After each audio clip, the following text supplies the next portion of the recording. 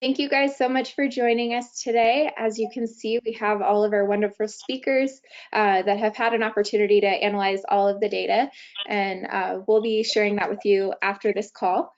But without further ado, I just want to make sure that you guys can hear us okay. I know some of you guys are still joining. So in the meantime, if you have your audio activated, can you let us know where you're joining from? And maybe what you're looking forward to hearing and getting out of this call today, just so we can start questions off right for you. Awesome. We have Scott joining us from New Jersey, Indianapolis, Denver, Ohio. That's awesome. I'm coming in from Denver as well too, so looks like it's a cooler morning for us. I know that we have some speakers from all over the country, so you'll get to hear as soon as they get to start speaking too. Awesome. Seattle, Littleton, Boston, Minneapolis. Great. I'm glad you guys can hear us. If you have questions throughout, feel free to ask them. And then we have some people here from Brandwise that are prepared to answer those questions for you. And then obviously we know you love hearing from our speakers directly. So without further ado, I'm going to turn this over to Ari and allow him to introduce everyone else. Hello, everyone. Super excited. I'm looking at the list of everybody that's coming in on the call. We have a whole bunch of sales managers. We have a lot of rep principals. Everyone will be happy to know that Adam's sales manager, Stephanie Aponte, is watching to make sure that Adam does a good job. Because of course this is all her data that he gets to talk about. So Stephanie, thanks for being on here, just to make sure that Adam does his job. So about a month and a half ago, I asked Todd and Jeanette, I said, listen, I have an idea about that I think could really be important for a lot of people in the industry. We sit on a huge amount of data. So can we get our data broken out by state for every month going back a couple of years? Because I think everyone has some questions about how they're doing. Absolutely, they said let's do it. We put the data together. We ended up with the 25 months, so from September 18 to September 20. That data is the whole Brandwise ecosystem. So that includes a number of different verticals that Brandwise is present in. But what I found, and this will come out in the conversation, is that a lot of the panelists today found that this data matched to a good extent what it is that they're experiencing as well. So we think the data is really good. It's about $4 million worth of data, and there's a lot of interesting pieces that came out of it. The group that we put together, we have 4 sales managers, 3 sales managers and 1 professional. Let's see, no, sorry, 2 owners, sales manager, and an Uber sales manager, and a rep principal. To give us kind of a nice rounded out group. These are really smart people who I'm honored are here. We have Stu Teller from Michelle Design Works, Adam Silver from New York Puzzle Company, Scott Harper from the Harper Group, Jen Hemer from Sincere Surroundings, and Angela Knight from the Center Stage Group. So we're gonna we're gonna start off our piece. In this, panelists might ask each other questions about what they found.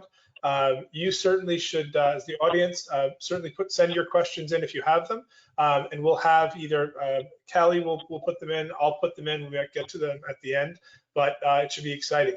I didn't give too much of a direction in terms of what each of our panelists should be looking at. I wanted to leave it open-ended. We got to have some conversations about it. This is a more challenging roundtable than others that we've had, because other roundtables were asking panelists about their experience or what they were doing. In this one, we sent them 1,275 data points and said, think, look, be smart, and say something. And that's actually a lot more challenging. So we're going to start off with Jen. If you could tell us a bit about yourself. And let's also say you gave us 6 days to play with those data points. Not 4 and not 2, but 6. It's a lot. You did start off saying 2 days, so yeah, I was happy. That was just to get the wheels turning. I'm Jen Hamer. I'm National Sales Director for Sincere Surroundings. I've been in this industry for a while, I'll say. I actually started as a business owner. I owned 3 retail stores for almost 20 years. And then I got into the sales game and was a sales rep for a couple different companies, Giftcraft, One Coast, and then a stationery company for about 6 years because I love stationery. And then I became a sales manager I've been doing that for the last 8 years with a 1-year blip where I went to Aileron to play with technology for a little bit, but I missed my sales reps. So I've been in it for a while. I am in Cape Cod, Massachusetts. My company is based out of Iowa, and am happy working remotely. Has become very easy for all of us and a lot simpler these days.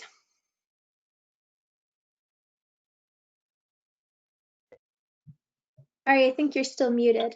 I was going to say, Ari, we can't hear you. Can you hear me now? Yep. Yep. Okay, sorry. So the data that we share with the panelists, when this seminar ends and the follow-up email that you get with the recording, we're going to send out this data in Excel format, the raw data, so that everybody can use it. And then also Gift and Deck is going to be publishing it as well. So Jen, I sent you this data, and what was your first reaction about maybe what you were going to do with it? My reaction, just from being a sales manager, I see everything in territories. So for me, I divided up the states into the territories that I deal with, and really wanted to track the ones that we might be having hiccups in, or numbers aren't validating. And it was interesting to see, because a lot of it did match up. There were a couple that I know my reps in those states must need some more love, need some more attention, because I'm in the Brandwise ecosystem.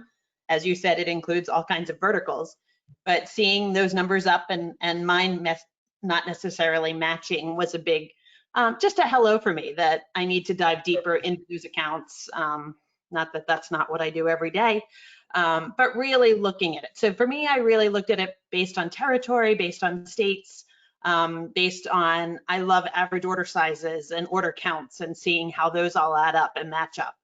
So that's where I dove in, and it was really fascinating data to see in a lot of the states. We all know California, Texas, those that are important. I'm a New England girl, so I consider Massachusetts and all these states important, but seeing so many others that really stood out as being important for sales and having so much more potential. So give us an example if you'd like, or where, and you can tell us the states or not tell us states. What are some interesting kind of specific things that you found when you looked at a region or you looked at a state? For me, obviously tracking this year, well, one of the things for my company that was different when I joined them about 2 years ago, we had a lot of changes in agencies. So my 2018 to kind of February, before they all got their new traction, was really sketchy data anyways. And then we had this lovely COVID thing happen. So for me, it really helped me look at where these potentials are. I know my agencies are good. States, obviously the southern states, a lot of them have had hiccups. New Jersey has been a challenge just because they missed the whole shore season, so many things like that. But seeing again that a lot of that data in a variety of states across the country. All my reps are great, but being able to really look at those states to dive in. So when you say that the southern states had a hiccup, you mean for you or were you? Well, definitely for me. I obviously look more at myself sure, of course. and my groups, but balancing it with what I was able to look at and see the data points that you shared, the Brandwise shared, and even overall, I mean, for everything going on, it was amazing to see a 5% difference in sales overall, to see states that really jumped out. It was, to me, like I said, a lot of it matched up, but there were quite a few that I have highlighted in yellow that will get a lot more attention. When I ran the data and I was looking at southern states, and it's funny that you should mention New Jersey as well, but the states that had actual growth, when you compare March through September from last year to this year, this is kind of one of the areas that I focused on. The number one state, there's an anomaly with one state, which I still want to get to the bottom of. I think it's probably because we picked up more agencies there. But Alabama, Oklahoma, New Jersey, South Carolina, North Carolina were the top 5 performers in March to September overall from last year to this year. And that's on a range of, Tennessee, Alabama, Oklahoma, New Jersey, South Carolina, North Carolina, top 6. That's from up 10%, up 8%, up 7%, up 5%, up 2%, and then North Carolina was flat. And those were the best performers across the country. Best performers, that was, I'd taken out the top 22 states that made up the top 80% of the sales, is kind of where I focused, because we get into, in some states they make 3 sales instead of 2 and they're up 50%. So kind of consider those an outlier. So for you, where those areas, took a stronger hit, paradoxically, those were actually some of the states that were doing better. during this time, which is interesting, which I think is a good starting point for tools.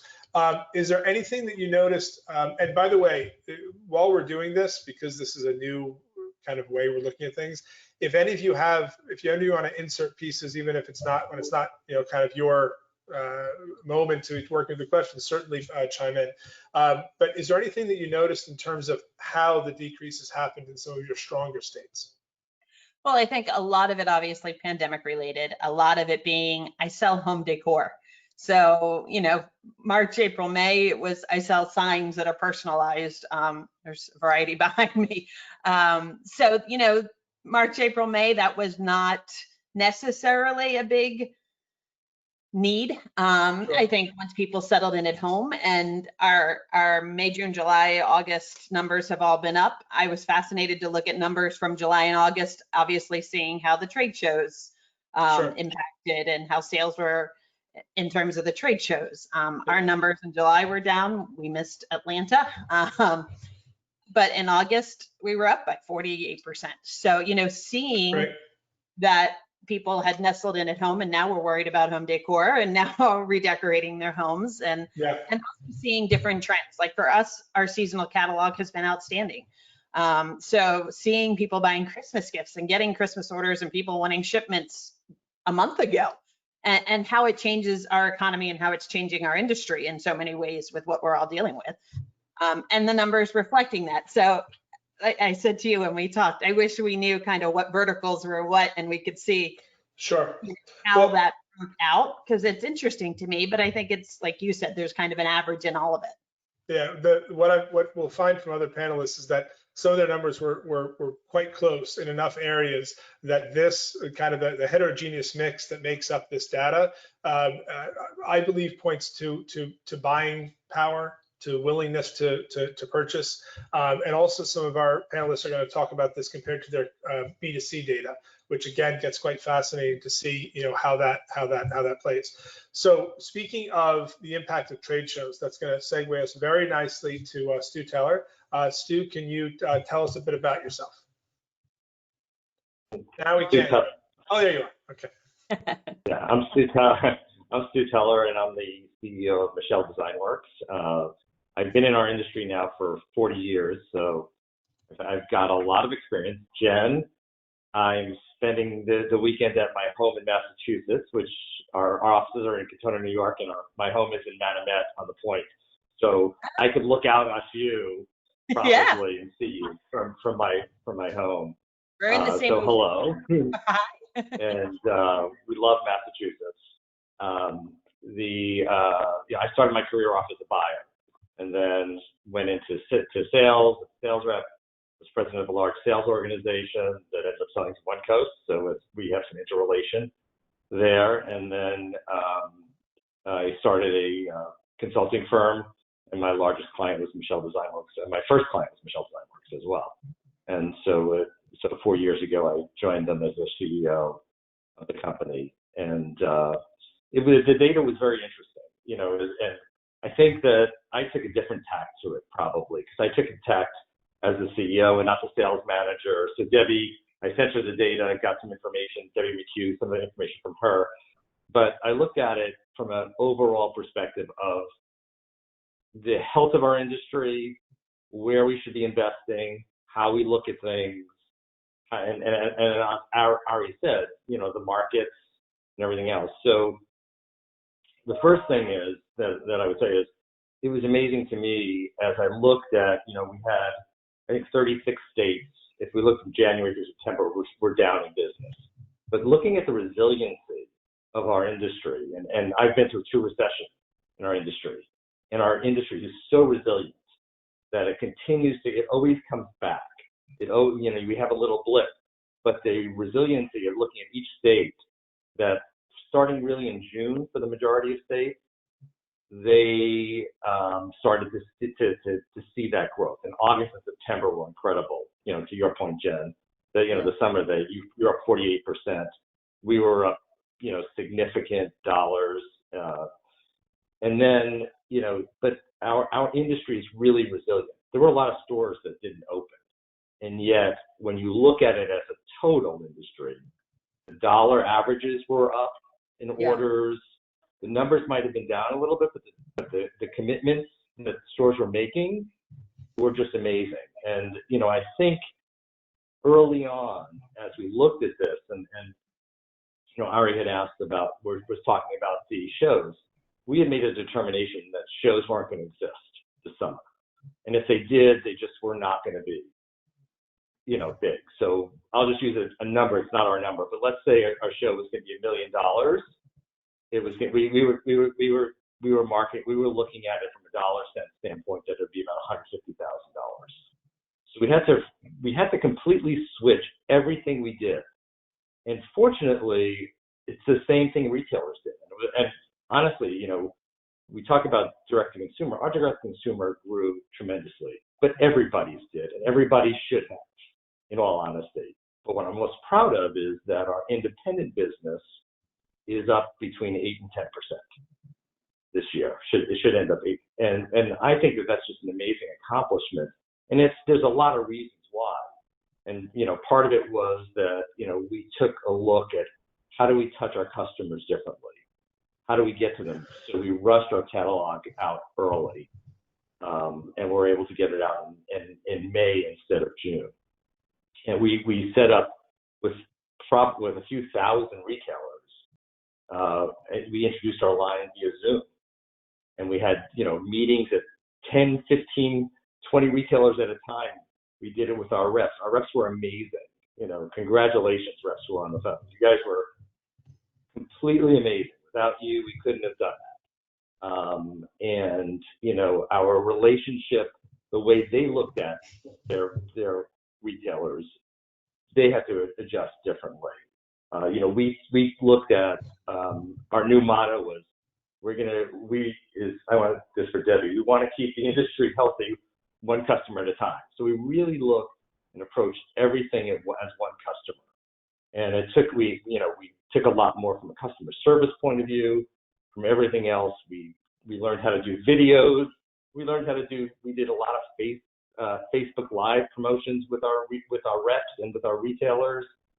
So we all got together to try to figure out how do we reach the end consumer.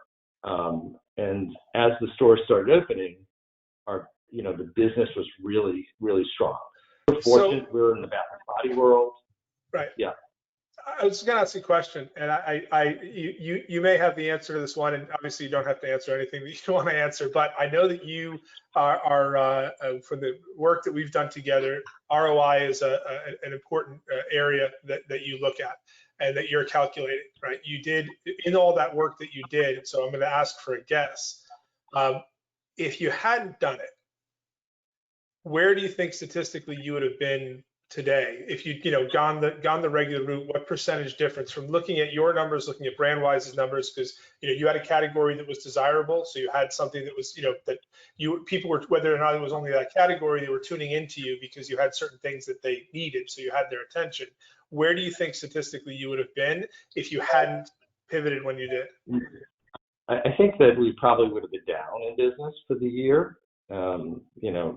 Right now we're showing up in business about 7% overall for the company. We're down as key accounts with private label, but our independent and our e-commerce is up significantly. Right. So as we look at that, I would say that that's the case, and it's interesting. Our numbers align a lot when we looked at them. They might have been different where we didn't have the same deficits, and our ups might have been higher, but it aligned fairly well. Kudos to New York, New Jersey, and Pennsylvania. I would, those are such hard hit areas, and to my amazement, they were up. And and again, that has a lot to do with the partnership that we have with our sales organization. Honestly, they really worked well with their customers, and it just surprised me. So I think from the data I looked at, I was surprised. I didn't see anything. What I expected to see was regionality. Like overall the Northeast, because they got hit so quickly and so early would be down. But it really didn't come to fruition. Overall, I thought that in the mid-months, June, July, and August, where the South was really struggling, that they would be hit. It didn't seem that way. So it was very sporadic. So it was really interesting how the country responded. 36 still from January to September. It's not the greatest picture in the world. 36 states are still down. So that impact. The interesting thing, if you backdate it another year, it was, I think 32 of the states were down. So that showed an interesting trend. And I think from an industry, what this may have done is woken us up a little bit, that we just can't do it the same way. Yeah. And we can't approach things the same way. And it is going to change. And I think this rise that we've seen in the last few months is the effect of that, which I think, if we really look back at the impact, it was last year we started seeing an impact in our business. It started sliding a little bit more in the industry. And if this helps us, to pivot a little bit, because we're doing things a little differently, I think we'll have less retailers. We'll have really, really strong retailers who now know how to work within this environment. So I think that's a real positive coming out of that. One of the interesting stats when I kind of tore into this, I added some population numbers in, and I looked at Brandwise dollars per capita per state to see basically, because a state is a fairly arbitrary definition, right? If it's a huge state, you have 6 reps in it. If it's a tiny state, it might be 1 rep that's covering more than that. And so I looked at which states were the most Brandwise dollars going through per capita. And what was fascinating was, and I got pretty far down this rabbit hole, but it correlates pretty closely with population density, meaning a low population density actually has a higher number of dollars per capita. A lot of reasons for that. Fewer chain stores. If a store is in a town, it's probably the store. Chances are it's an independent store, which means that a greater portion of the product that, most likely from that area is being bought from that store. And then I looked at the impact that, again, in those states with those numbers, and they remained strong or got stronger because there were even fewer options to buy things, and that local store did even better. So what's interesting about that is, to your point, Stuart, about learning new ways to do things. There are a lot of states that, we wouldn't necessarily consider because they're not in the top 22, they're not in the top 10, or they're not in the top 30.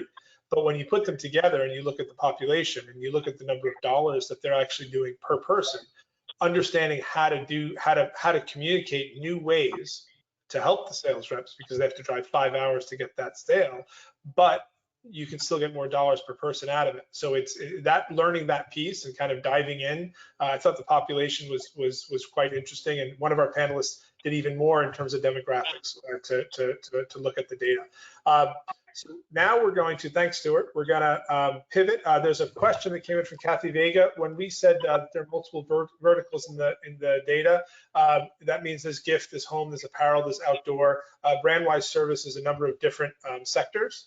So the data that's in there is a mix. The largest group is gift, but there are a lot of others. What I like about that with the data is I think it actually makes the data more whole, because it's a better reflection of what I feel is a better reflection of the purchasing power of the individuals in that state or in that area, which is why a lot of the work that I did when I looked at it was actually per capita, which I found real fascinating, the changes and so on.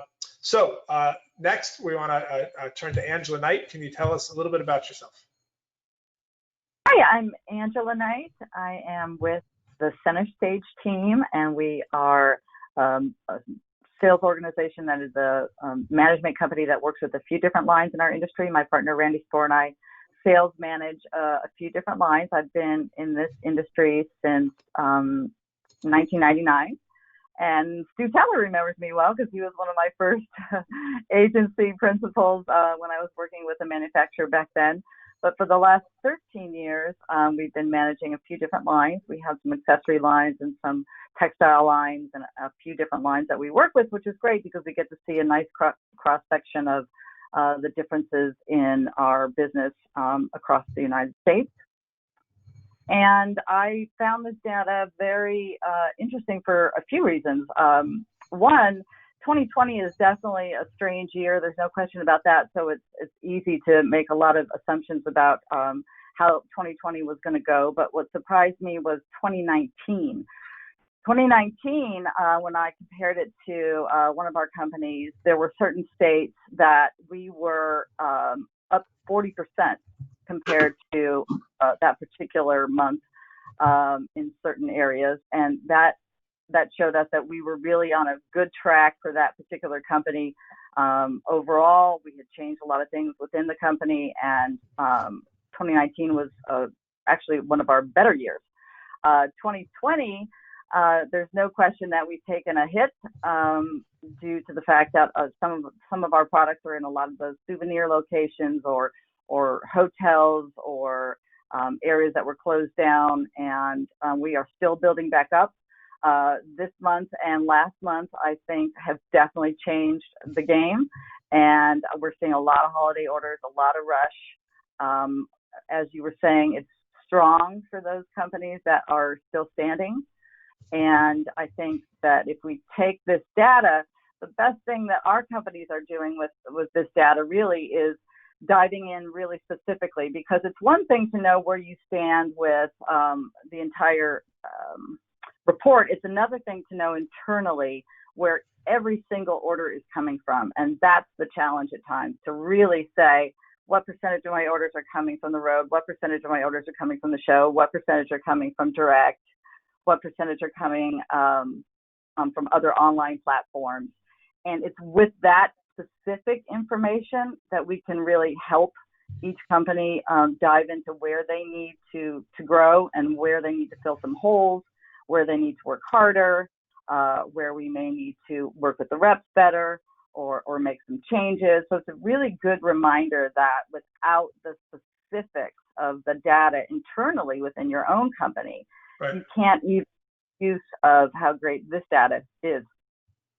So with the categories, Jen has home decor, Stu has all the wonderful things Michelle design work, including soaps and bath and body. Adam, who we're going to get to, has puzzles. Scott sells everything.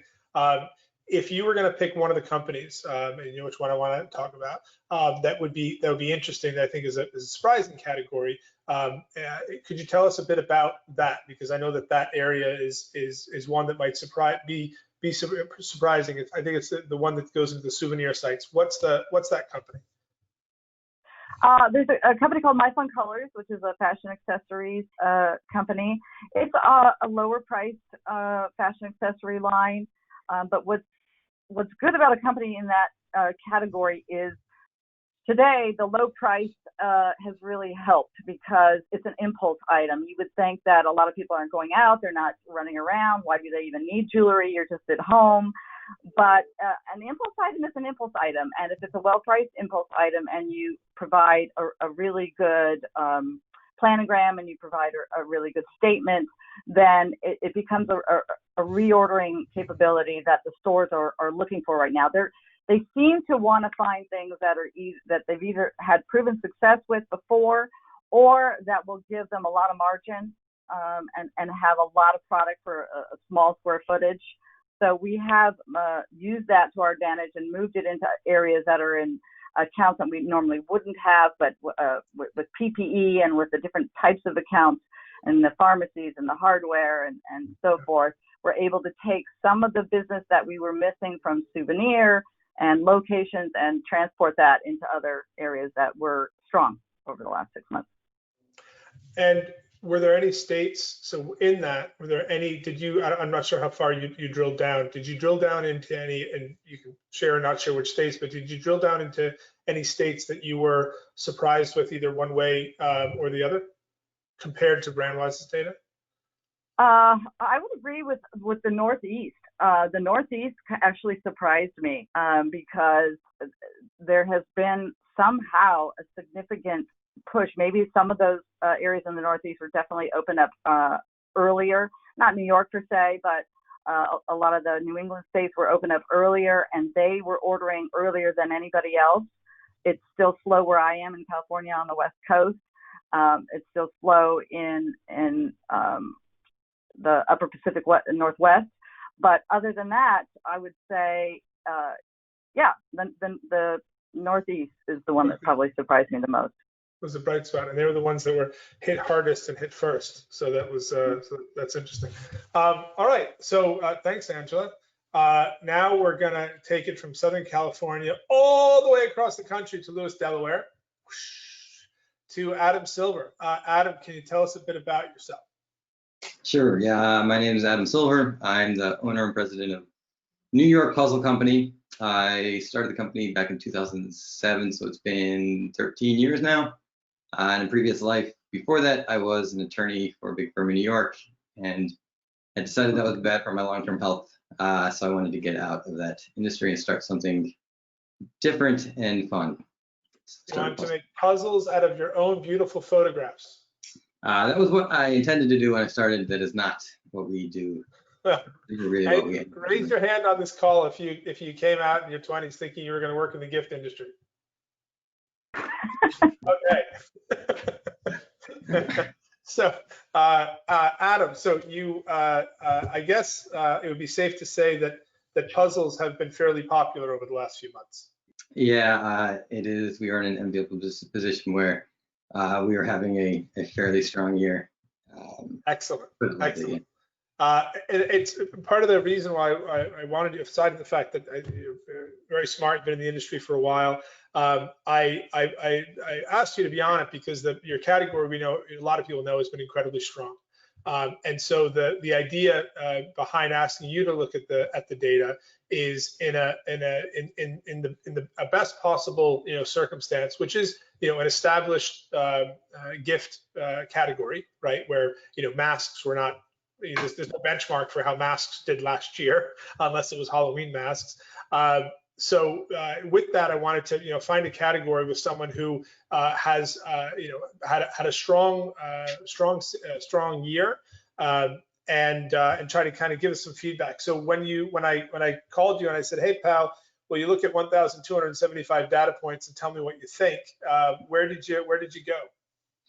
Well, so I sort of two immediate things that I wanted to try to do with the data. So the first was, puzzles before this year had a reputation where either they're only done by old people or they're only done in cold places. So the first thing I wanted to do was really look at my data, compare it to the Brandwise data, see where our percentages were different in different states, and then check to see if those states had average colder temperatures or average higher age than states generally. And the answer was no. There was no correlation between the data in temperature or age or anything related to that.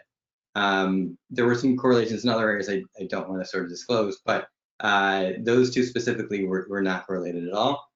And in fact, our data was fairly closely related to Brandwise. There was only 4 states that had like a 3% or higher difference between our data and the Brandwise data as a percentage of our sales as a whole, compared to Brandwise's sales in those states as a whole.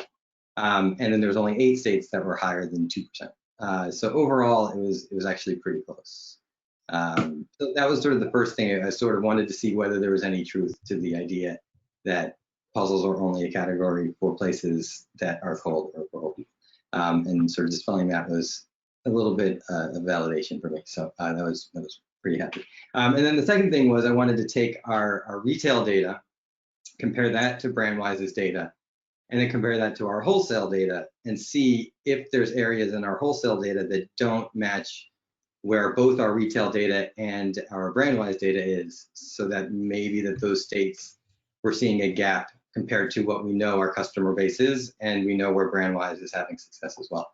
And so there were a few states that sort of didn't meet the expectations of where we see our retail data and where we see Brandwise's data. And so those are states that we can now focus on and try to grow our customer base. But I found that on a whole, our retailer, the wholesale business that we do, our retailers, were fairly close to our retail data, and that our retail data matched our wholesale data in terms of percentages of where they were being sold fairly strongly. And it sort of tells me that our retailers know their customer base pretty well compared to where we're selling. And then there's a few gaps here and there, but not as many as I expected. Sure, excellent.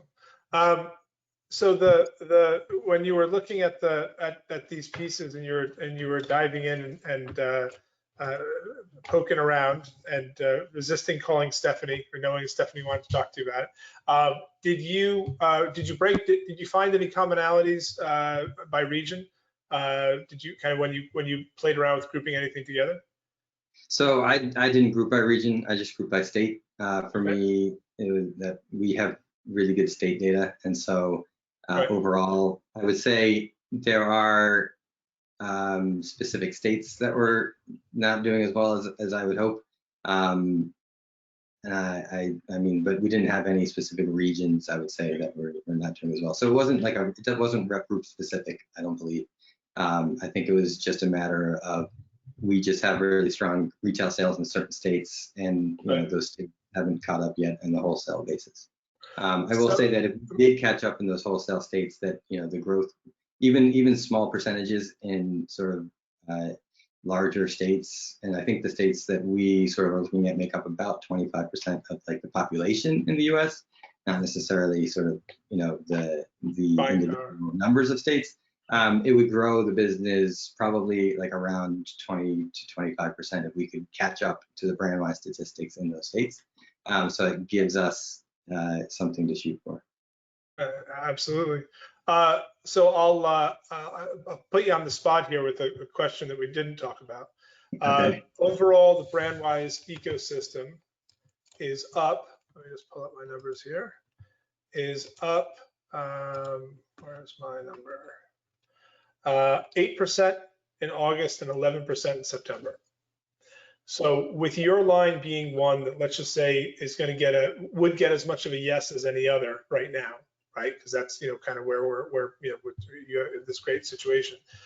If you were to guess for the rest of the country what you thought was going to happen in November and December, and I'll give you a minute to talk about it, to think about it. Like, when I go to Scott, or do you want to answer now? For November, December, what your guesses would be in terms of percentage they'd be up over last year or down, or what you think the factors would be that would be involved in that? I think overall percentage is going to be up over last year. I tend to think that a lot of people at home right now have very little to do in their free time, and they want to shop. It's something that's an escapism kind of thing. Whether that's shopping online or whether being comfortable enough to walk into a store to do something. They can't go to sporting events, you know, you can't go to plays, you can't go to music, you can't go to movie theaters. There's not a lot to do, and I tend to think that shopping is an activity that people are going to feel comfortable doing. And I think overall it's going to probably be pretty good. And sorry, I just want to jump in real quick, but I also think there's a huge surge we've seen, at least regionally in New England, that shop locally. So I think those mom and pops, it's fun to see them with their Facebook Lives, with them learning technology, which a lot never embraced before now. And really diving into that. So I think the local business, the mom and pops, really are going to continue to grow. It's fun to see that finally catching on again. Sure. And diving in to support that. This internet thing may be here to stay. It's fad. Yeah. Imagine. All right, so now this brings us to Scott, not to put too much pressure on Scott, but Scott represents the entire country and all the salespeople, all 4,500 in the Brandwise ecosystem, and the thousands beyond that, and the 180 agencies we have, and the hundreds beyond that.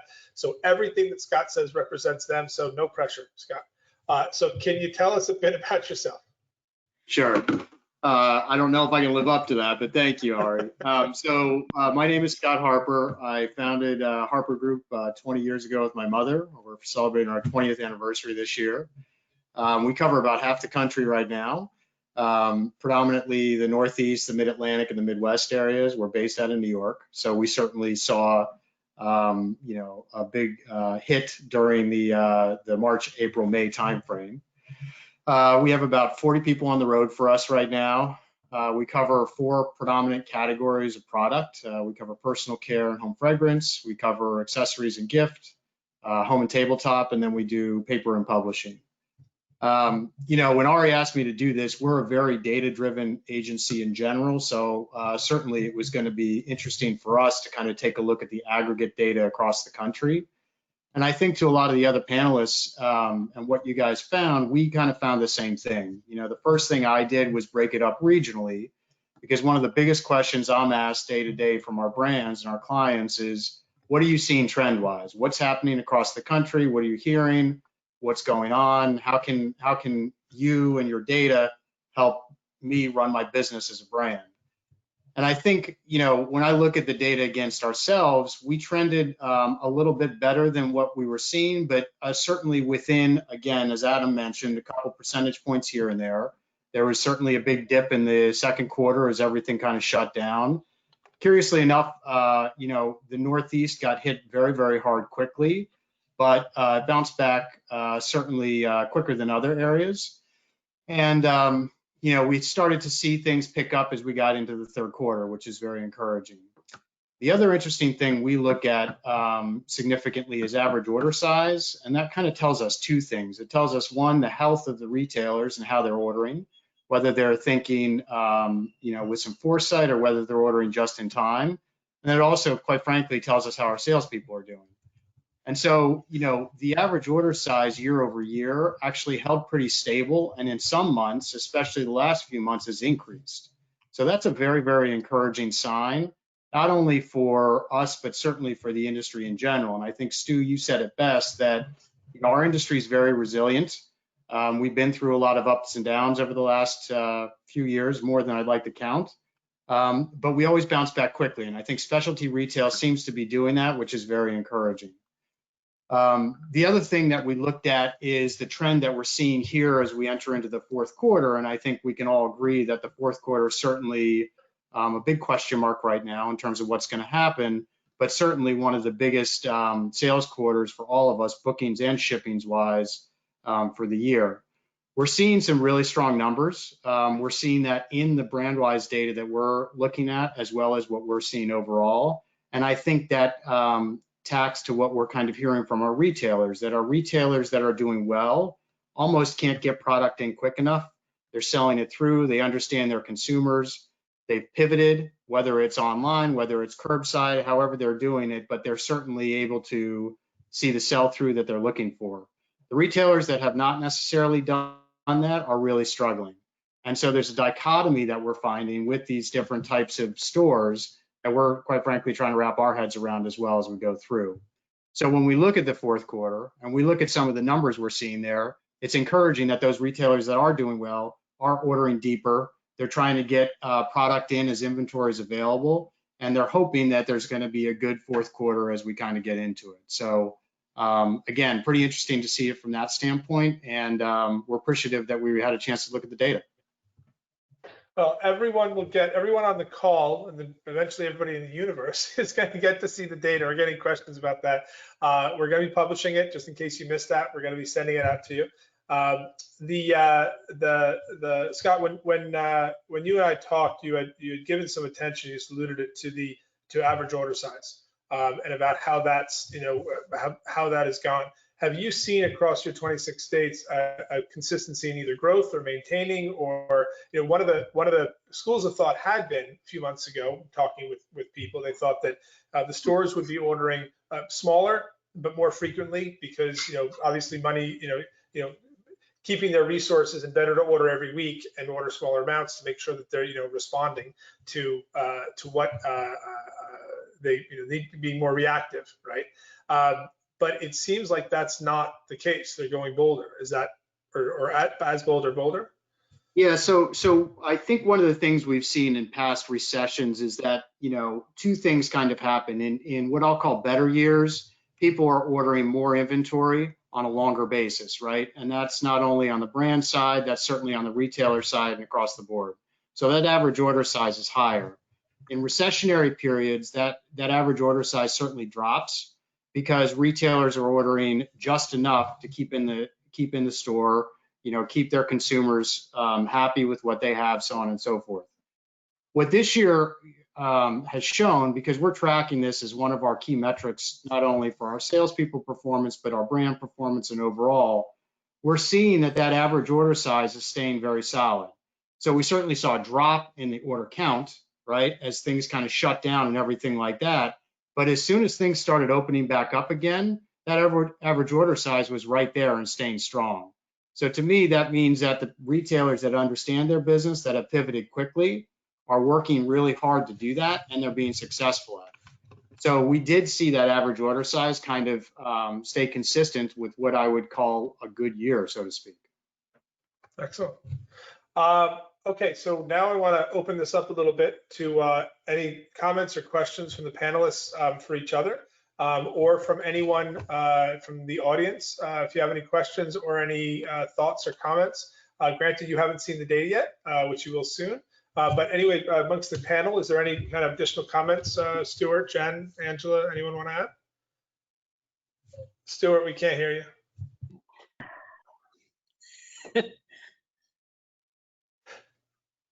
Oh no, we lost Stuart. We lost Stuart. So Stuart, no. I am muted. Ah, there you are. Sorry. Okay. Okay, Scott, I have a question for you.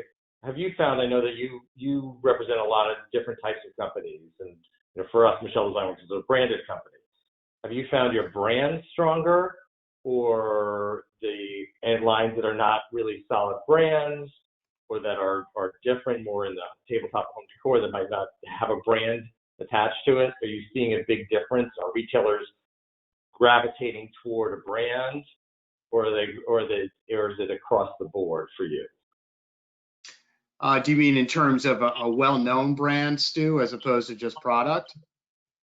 Yeah, I would say probably more of a well-known brand. I mean, I know you have some great brands that you represent. Yeah, so I would say we're very fortunate from the standpoint that I think, all of the brands that we represent have a strong brand concept. But what we do see is there has been a gravitation towards, I think either Adam or Jen might have said it prior, that they're ordering what they know is selling. And so, regardless of the brand name, if they have seen good sell-through and had a good experience with that brand, they're much more likely to order deeper on it and order first. I think that's what we're seeing. In terms of our 4 primary categories and what we've seen this year, as Adam mentioned, and I think Angela, you might have mentioned too, being at home has certainly increased some of our home and tabletop business. Our puzzle business has been very strong this year, which we're thankful for. Our children's business has been strong, and of course, our fragrance and sanitizer business has been a little bit higher than what we would normally see. So.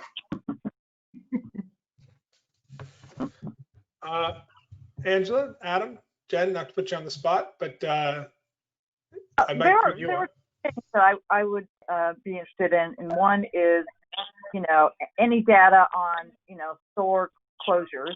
I think all of our manufacturers would be interested to find a way to see what percentage perhaps don't make it through 2020.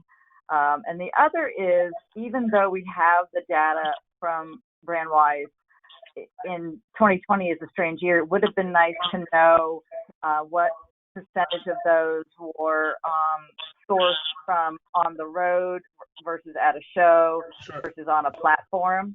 Just additional interesting data. The more data, the better. Sure. Well, we'll see. Going forward, we'll see what we can track and what we can share. The idea of this aggregated data, publishing it in this way, let's say, is certainly a product of a new world that we're all living in, right? Where it's much more about what can be learned by being stronger together. I think that everyone on this call would agree that the most important thing that we do is we use every resource we can to keep our retailers stronger. And if this in some way helps to do that, because we need them to all stay open and we need them to keep doing well. Adam, is there any thoughts that you had that you wanted to put in? Any questions for anyone? No real questions. I would be interested to know in the Brandwise data what sort of percent of that number or those numbers are from like the top 20 brands or top X brands, Sure. as opposed to just having sort of a number. Yeah, and you don't have to know who the brands are, just sort of like. Sure.